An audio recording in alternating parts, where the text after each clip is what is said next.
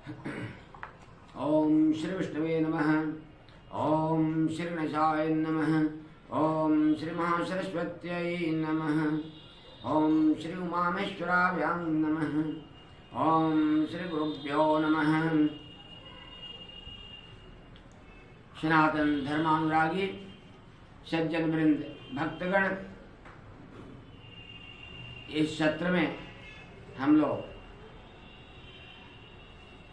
हरियाली तीज व्रत के बारे में तथा उस दिन के महत्व और महात्म्य के बारे में जानेंगे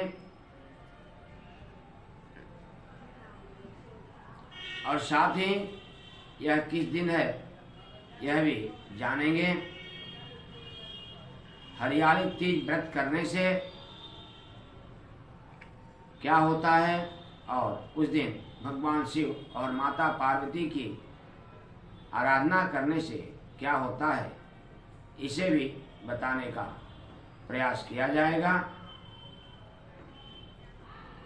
आइए सर्वप्रथम हम लोग ये जानते हैं हरियाली तीज व्रत किस दिन है। हरियाली तीज का व्रत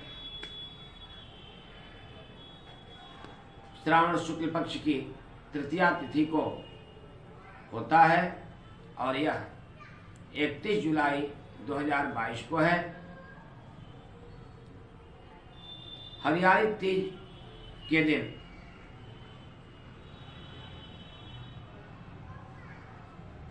यदि आप माता पार्वती और भगवान शंकर की विशेष आराधना तन्मयता पूर्वक श्रद्धा से उनके चरणों में अपने आप को समर्पित करते हुए किसी भी मनोकामना से करते हैं तो उसकी पूर्ति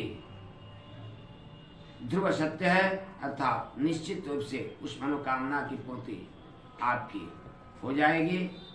इसमें कोई दो राय नहीं है। इसकी विधि इस प्रकार है। आप प्रातःकाल ही सूर्योदय के पहले उठकर भगवान शंकर और माता पार्वती को स्मरण करें। तत्पश्चात अपने नित्य क्रिया से निवृत्त होकर स्नान आदि कार्य कर लें और शुद्ध मिट्टी से पार्थिव शिवलिंग का निर्माण करें। उनके पूरे परिवार के साथ पार्थिव शिवलिंग का निर्माण करें, जिसमें उनके परिवार के गणेशादि सदस्य भी हों, साथ में रुद्रगण का भी निर्माण करें और विधि पूर्वक उनका अभिषेक अर्चन बंदन करें। बिलपत्र और कनेर पुष्प जरूर उन्हें समर्पित करें। तत्पश्चात उन्हें नैवेद्य और फल का भोग लगाएं और आरती करें। इसके बाद उन्हें साष्टांग प्रणाम करें, साथ ही क्षमा प्रार्थना भी करें और अपने गलतियों के लिए उनसे क्षमा मांगें। इस सब करने के पूर्व आप संकल्प अवश्य कर लें और उसमें अपनी इच्छाओं को अवश्य उनके सामने प्रकट कर दें कि हे आशुतोष भगवान शिव, मैं इस कामना के साथ आपका की आराधना पूजन अर्चन बंदन कर रहा हूँ। आप हम पर कृपा करें और इस मनोकामना की पूर्ति मेरी प्रार्थना सुनकर अवश्य करें। इसी भावना के साथ पार्थिव शिवलिंग का पूजन अर्चन बंधन आप करें। पुनः फलाहार रहते हुए आप संध्या काल में भी, विशेषकर प्रदोष काल में, जो कि सूर्यास्त के बाद 48 मिनट तक रहता है, उसमें उनका विशेष पूजन अर्चन बंधन पार्थिव शिवलिंग बनाकर सुबह के ही भांति करें तत्पश्चात यदि आप अन्न भी ग्रहण करेंगे तो भी शुद्ध सात्विक भोजन कर सकते हैं, अन्न भी ग्रहण कर सकते हैं। लेकिन यह तो केवल भगवान शिव का अर्चन बंदन और पूजन हुआ। जो भी हमारी सौभाग्यवती माताएं एवं बहनें हैं, वे इस व्रत को यदि करती हैं तो उन्हें सौभाग्य की प्राप्ति होगी, अर्थात उनके पति की आयु लंबी होगी और सुख समृद्धि ऐश्वर्य प्राप्त होगा। तो व्रत के लिए आप प्रातः ही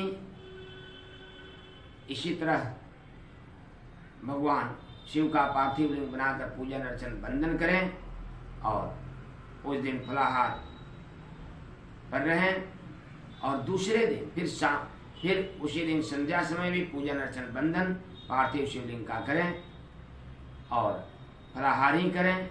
अगले दिन सूर्योदय के पश्चात आप यदि पारण करते हैं तो यह सौभाग्यवती स्त्रियों के लिए सौभाग्य को बढ़ाने वाला, ऐश्वर्य प्रदान करने वाला होगा। लेकिन जो कुंवारी कन्याएं हैं या कुंवारे लड़के हैं जिनके विवाह शादी में विलंब हो रहा है, वे केवल उनका विशेष रूप से अर्चन बंदन करने मात्र से ही उनकी इच्छाओं की पूर्ति हो जाएगी।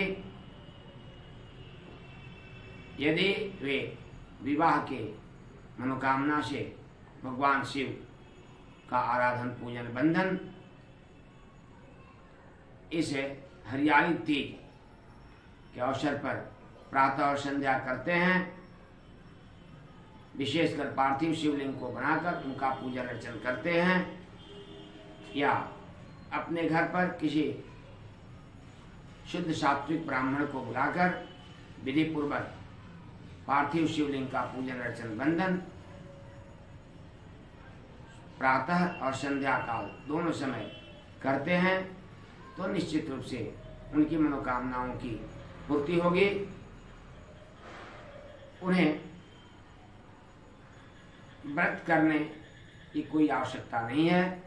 जो कुंवारी कन्याएं हैं या कुंवारे लड़के हैं जिनकी शादी में विलंब हो रहा है, वे केवल श्रद्धा सहित पार्थिव शिवलिंग का पूजन अर्चन बंधन प्रातः और संध्या करेंगे और दिन भर फलाहार पर रहेंगे।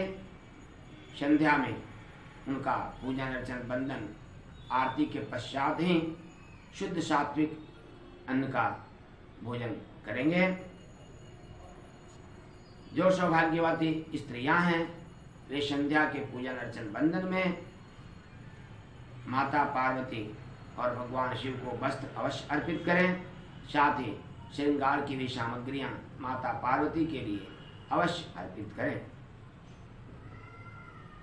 इस प्रकार यदि आप हरियाली तीज के दिन भगवान शंकर और माता पार्वती की विशेष आराधना करेंगे तो यदि सौभाग्यवती स्त्रियां करेंगी तो उनके सौभाग्य में वृद्धि होगी, ऐश्वर्य प्राप्त होगा। और यदि कुंवारी कन्याएं या कुंवारे लड़के जिनकी शादी में विलंब हो रहा है, वे